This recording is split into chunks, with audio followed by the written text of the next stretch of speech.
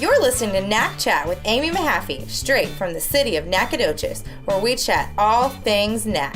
We make any topic fun, and I'll take you behind the scenes of the oldest town in Texas. Hello, everyone, and welcome to NacChat episode 12. As you can tell, I'm not Amy, I'm Cami, and I'm here with Carlie. Hi! And we're also interviewing Amy today because it's a special day.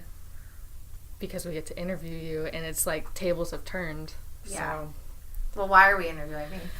This week, this month is Historic Preservation Month, and so Main Street is our focus of all of our efforts for social media and marketing downtown for the city. Because we have historic buildings downtown. Yeah.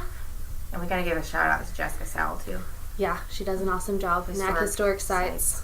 Follow them on Instagram. Yeah. So we decided, how fun would it be if the interns just interview Amy? But y'all are so much more than interns. Well, Carlie's not an intern. I'm the intern. But it's so much more than that. I feel like we're all a family here. It's kind of cute. We get along. Apparently, I only hire people with the name C. Yeah. Carlie. Yeah, Jesse. And Jesse.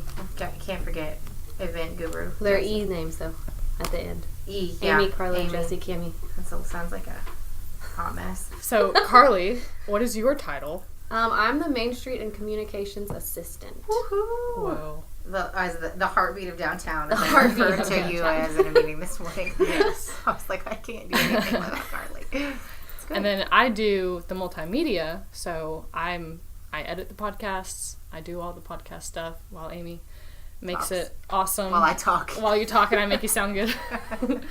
And Amy, what is your official title? I'm the Communications and Main Street Director. Woohoo. And Network So. Executive. And as y'all have recently labeled me, which is very silly, the Network Executive for Channel 21. Channel 21. Everybody go watch. Yeah. So, what do you do? Just tell everyone, a basis of what you do for Main Street. I just walk around and talk to people. Oh, No. Kidding. So, downtown is very important. I wear two hats, but they overlap quite a bit. We are in charge, or the whole department, and I couldn't do it without all of the wonderful helpers, including you ladies, do communications for the city, which means we are communicating about other departments in the city. Public Works, the water billing office, our finance department, PD, fire, all of these folks that we've already had on the show, and part of our communication efforts is this podcast and Channel 21, and we write press releases, we do all that fun stuff. And then the other hat that I wear, which is super fun, is the Main Street hat. And so a lot of people just say, oh yeah, Amy's the Main Street girl, which always makes me laugh because I get to do downtown events, and we are all about the vitality and the betterment of downtown. And so in 1997, one of our downtown merchants and some folks here in town, Jerry Larrabee, Diana Walker, to name a few, and I've just heard those two names because I'm still in contact with those ladies, but they got Nacogdoches into the Main Street program. And it's a nationally accredited program that has been found to work to revitalize downtowns across the country. And so, in being a part of this program, that means that the city donates money in our budget to fund my position and to fund the programs that we distribute to downtown. A lot of people think that we, as being in the Main Street program, means that we're getting money from them for our downtown, and it's actually the opposite. We pay to be a part of this program, and then they offer us resources to help us with downtown. So that gives me a network of people that are doing the same things in other cities. That gives us resources. We go to conferences. There's things like that that we utilize to help bring new ideas to downtown. Our downtown, obviously, this next year will be the 20th anniversary of being in the Main Street program. So that's a big deal because we've come a long way. I was very lucky to have come after a lot of wonderful ladies that have really helped downtown become what it is today.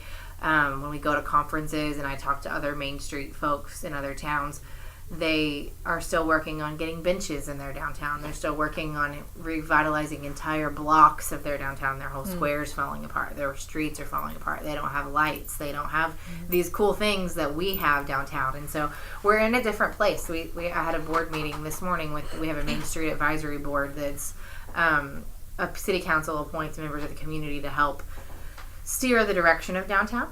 And we had a meeting this morning, and somebody said, we're in a place we've never been. So that's exciting. We have new businesses coming in. The hotel's about to open. Yeah. All the buildings That's awesome. are happening. New businesses, lots of new businesses. So it's really cool. Cool.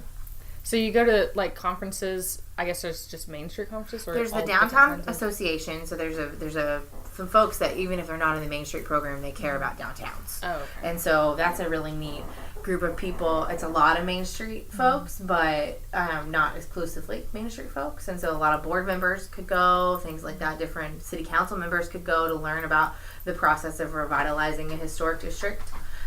Some places are not designated as a historic district. We obviously are, but that is a huge part of conversations for smaller towns that are just getting on board with this effort is how do we make this a sacred place? Like we said, it's National Preservation Month. And so that means that we have certain standards that we uphold. Brian Bray talked about that on another podcast about how downtown is special. There's no place like it. And so we want to preserve it. And so other communities are obviously getting on board with that idea, and they're in different places than we are, but we're always growing and trying to be better. So it's cool. That's awesome. Yeah. Yeah. So you live downtown. Yes, I do. I live downtown and I love it. Lots of people live downtown. I was just telling Carlie yesterday, if I could go back and do something different in my college career, I would try to find an apartment downtown. Yeah. 'Cause I think it's the coolest thing ever. Yeah. And you just like walk down, like you're right next to everything. Yeah, I don't ever Little want to boutiques. leave. It's so nice to just like walk to everywhere.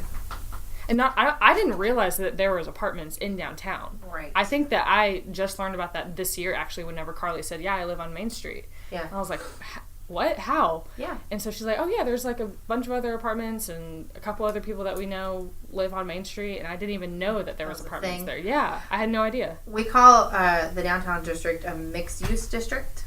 And so in the community, we might have something zoned a certain way. So zoned for business, zoned for industry. Well, downtown is special. It's mixed use. We're not zoned just residential or just business. We have both. We have businesses on the first floor and we have homes on the second floor. We're actually doing a second story tours homecoming weekend where people get to go and check out. We have beautiful lofts downtown. Beautiful, beautiful spaces that you would never imagine. Really hidden gems, which they kind of like it that way because it's like a good, their little secret hideaway right in the middle of everything. So That's awesome. it's kind of neat. And how do people find out about, like, if there's any availability? Sometimes, like, we have the Main Street Theater apartments. They're managed by a real estate agent here in town. Oh, okay. And so Jessie, who we talked about earlier, she lives down there. And then I have a list of people. I don't necessarily keep track of the vacancies, but I have a list of the apartments. And so a lot of building owners live in their buildings, and then they rent the first floor to a business. And then other folks, they lease it, and they have turnover every now and then. But like Carlie said, people really love it down here. So to find a place downtown is really special. Yeah. Because like you said, I don't want to leave. I'm not going to leave. So Yeah, I'm one of the people who's lived here the least amount of time, and I've been here 3 years. wow, So, really, yeah. that's cool. Yeah. That's awesome. We talk a lot about parking downtown, and that's another part that kind of plays into that mixed use concept of people think that there's not parking downtown, but there really is. There was a parking study done about 5 years ago that says we have 1,482 spaces, Oh, wow. public spaces downtown. And then we looked at, and it's probably changed a little bit, but it's all relative. So we looked at how many spaces would we need if every single person was at home on that second floor, if the businesses were full of people, everybody was in every store, there were tons of people in all the stores, how many spaces would we need? 1,600. Wow. So we have 1,482. We need 1,600 in theory, Yeah. but we all know that when you leave to go to work or you go out of town for the weekend, a visitor comes and uses your parking space.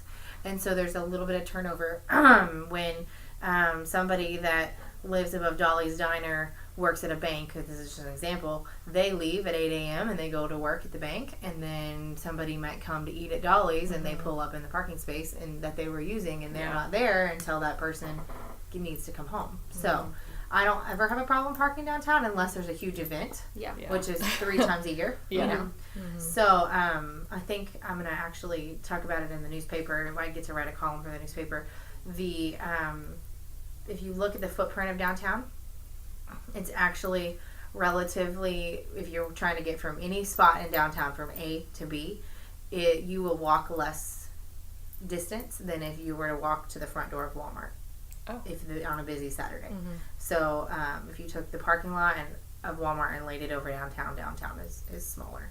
So if you need to go to the Liberty Bell and you have to park at Dolly's Diner and walk down there, it's actually like walking from the back of the parking lot at Walmart to the front door of Walmart. I guess you don't really think about that because you're surrounded by buildings and you're like, oh, I'm walking so far or whatever, but on a layout. I think a lot of people think they want to park right in front of the store they want to go in. Which is only natural. Oh, yeah, for sure. But I mean, we all know those people that sit at Walmart and wait for a space, and that's okay sometimes. We call it princess parking. I want princess parking sometimes. But I know living downtown, sometimes if a street is closed down for an event or something, I'll park somewhere pretty far away and walk to my house because you need to get out. Yeah, I need to get out, and it's not a big deal. Very good.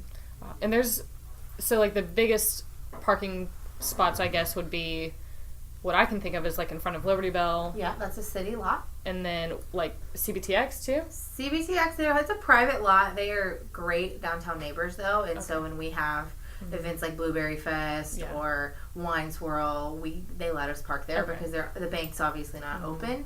Right. But we don't advertise like park here during the day because their bank employees need to park there and the customers need to park there and things like that. So mostly in front of like all the stores because there's a lot of parking on the side of the streets too.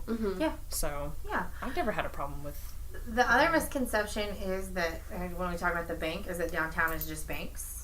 And we all know that that's not true, but a lot of times that was historical, and that happened a lot in a lot of downtowns is the banks, and thank goodness for the antique shops that are still around because they really held out when boutique shopping wasn't as popular, when the economy took a downturn and people weren't as entrepreneurial. They really held downtown together and kept it alive in a lot of ways because now we have a place where the antique stores are intermeshed with boutiques and bookstores and a place where you can buy records and things like that. And so I'll see it on Facebook every now and then. We've got chatter about all downtown is banks and law offices. And really, we're far outweighed if you look at the list by retail spaces. But we also like the banks and the law offices because a lot of people don't shop in, what time is it? 10 a.m. on Tuesday. It's a holiday week, so it's Wednesday. It feels like Tuesday. Yeah, it's Wednesday. It is Wednesday. So 10 a.m. on Wednesday, people are at work. They're not shopping right now. But downtown still looks busy and there's still activity because the people need to go into the bank. There's a post office. They're going to museums. There are some visitors still in town because it's summer. But we like that activity. We like downtown to feel busy. And so we don't discourage, and we like that our banks are kind of our anchors because that means we have different types of activity at different times of the day, which is a great philosophy for a mixed-use district when you look at how downtowns are structured across the country. Does that kind of help the businesses in a way? Because I know I shop on my lunch break. Yeah, I know. Exactly. I know a lot of people do. Yep. Or if you have to run to the post office and then you have to get a wedding present, you're going to go to a store. And you see things because we're also a pedestrian district. Yeah. So we want it to be set up for walkers and not drivers. That also goes back to that parking thing. This is a place where people walk. So we want you to park and walk from store to store.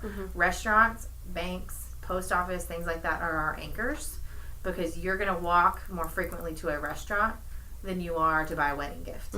But now that you've walked by House of Traditions, for example, to buy a wedding gift, now you remember, oh yeah, that's there. I need to go by there later this week. Things like that. So they see that return on their investment because they do pay a lot of money to be downtown.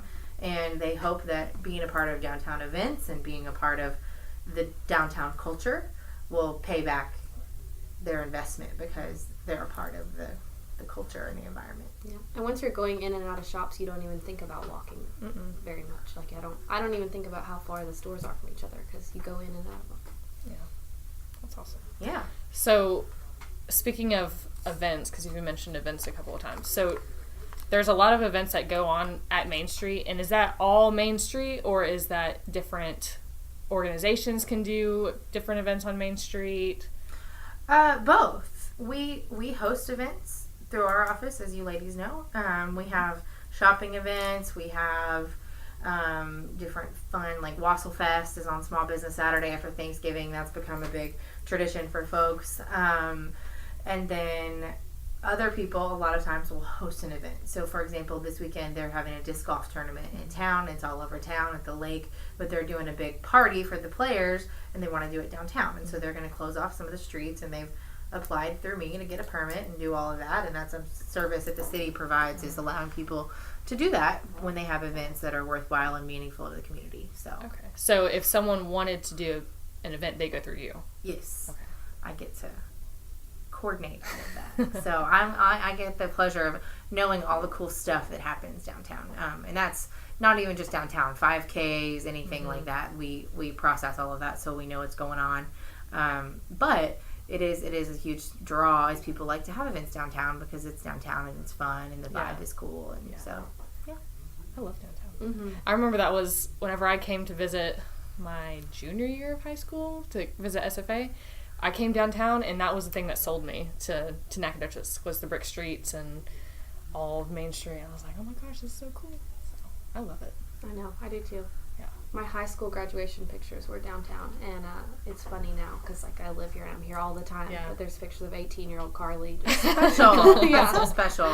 I do photography on the side. I do lots of pictures on the brick streets because people love it. It's cool. It has a neat vibe. It's beautiful. Planter boxes right now in the spring are gorgeous. So the city maintains all that when we have donors that help support that program. So it's kind of neat. So what are like the biggest events in the summer? Blueberry Fest. Blueberry Festival coming up. And then In a couple weeks, we I have a think. bluegrass concert in the park downtown. Festival Park is considered part of downtown, and so that's a huge draw for us. We're gonna do Carlie has a new idea for an event this summer. Do you want to talk about that? Yeah, it's called Main Suite, kind of a play on Main Street. Treats and beats. You're hilarious. It's going to be similar to how we do Wassail Fest, which is that people will, all the merchants are going to make desserts, cookies, brownies, cupcakes, whatever they want to do, and people will come downtown, they'll shop, they'll vote on their favorites, and then the winner will, get bragging rights, and it'll be great, and it'll be really fun. I'm excited about it. And then we will also have live music to kind of get into the beats part of it, Beats and treats. so people can walk around and have lemonade and cupcakes and listen to music and shop, and we don't care if it's hot. Let's hang out downtown, right? and right before back to school, so lots of people will be needing new clothes. Tax-free weekend. Tax-free weekend. Yeah, that's exciting. Yeah, It's That's a good gonna be idea. Awesome. I like the name. Yeah, I can never say it because Main Suite Trish trying to say it. Street Main Treats and- Sweet Treats and Beats. You got it. I did it. That's Okay, it. good. Yeah. Every time I say I'll say Main Street Bleats and blah blah blah, and like Well, blah blah blah doesn't Blah, blah, blah. doesn't rhyme with Well, street. Yeah. I all can't those, ever but say it's it, okay. and I look at Carly and I'm like, am I saying it right? But so So we're it's doing not a rumor mill. What's going on here? okay. Since y'all, so I know nothing about this process. Y'all just take it over. Everything. Yeah, Carly and I talked the other day. And we're like, we want to do something fun Okay. for Amy, kind of test her, see what she So, knows. any of y'all who don't know, Amy is an Aggie. And we just want to test her trivia on Stephen F. Austin State University. Oh no! Because Amy, you also teach at SFA. I do. You teach a class. I get to do spend my lunch hour 3 days a week teaching young people about advertising. So how long have you taught there? I'm scared. I'm gonna, A year? 2 semesters. 2 semesters? Yeah, I just had a baby. Okay. Screwed it all up. So we're going to ask you the simple questions that we learned when we were freshmen. I 'cause don't Carly and know I are what both I'm gonna get grads. these right, but okay. Well, Let's do it. we'll try to do it as simple as possible. So Yeah, People so are gonna judge me. what year was SFA established? Carly's whispering 1920. 1923. Final answer is Okay. 1923. Yes. Really? 1923. Wow. And do you know the original name of what SFA was? Oh, it was like a teacher's college. Yeah, Stephen F. Austin Okay. State Teachers College. Oh, good. See? Yay. Oh. Yeah. You know that. Good. Okay. Point for What's you. up? Point for you. Okay. Next question is, what is the name of the cannon that is fired at the SFA games? I don't know. What is it? Old Cotton. Old Cotton. Really? Mm-hmm. Why? Oh, That's a great good. question. Maybe we should find out some Yeah. stuff too. When Actually, I no. asked the question, all of I a know. sudden we don't know the answers. I see. Okay. We don't know. Well, we were just told that when we were freshmen. That's yeah, cute. it's Old Cotton. Old cotton. Yeah. Right. And then We don't grow cotton in East Texas. Does that matter? I don't know. Well, Okay. maybe it was like way back when they did. Okay. This I is don't getting know. bad. Maybe. Okay. Anyway, next question. Evacuate. What's the name of the newspaper on campus? The Pine Log. Nice. What up? What year was the first Pine Log put out? Really? 1924, which waited Oh. 1 year. Well, that's Yeah. good. Yeah, we just Early. waited 1 year. hitting the ground running there. Yeah. Okay. Very good. Okay. Next question. Okay. What Nervous. color, about 5 years ago, was taken out? Red. Okay. Of the logo. I Yes. know a lot about logos. Yeah. Good. Yeah. It used to be red, white, And purple. you know, my husband teaches SFA, and he still has the polos because we have a rotation of purple polos that go to work with him because why would you wear anything else when you're a guy? You wouldn't want to get too creative, Yeah. crazy. And so one of them still has the red. It's pretty. My chef coat from college still Has has the the red, red. and I love it. I think my freshman year, I got a shirt that had the red in it. So maybe it was 2013 whenever it was taken out. Okay. Lumberjacks make great podcasters. Yes. Yeah. Last question, though. Okay. See if you know this. Okay. What was going to be the mascot for SFA?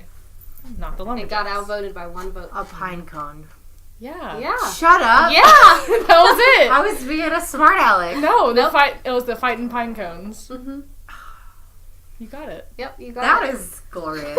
Wow. Go me. I'm actually kind of impressed Yeah. that you knew a couple of them, and I knew red. I knew teachers college. I knew pine cone Those are And- pretty important yeah. and ones. pine log. Yeah. So there you go. so those were good ones. Go me. You're like the average freshman of knowledge. A lot of work.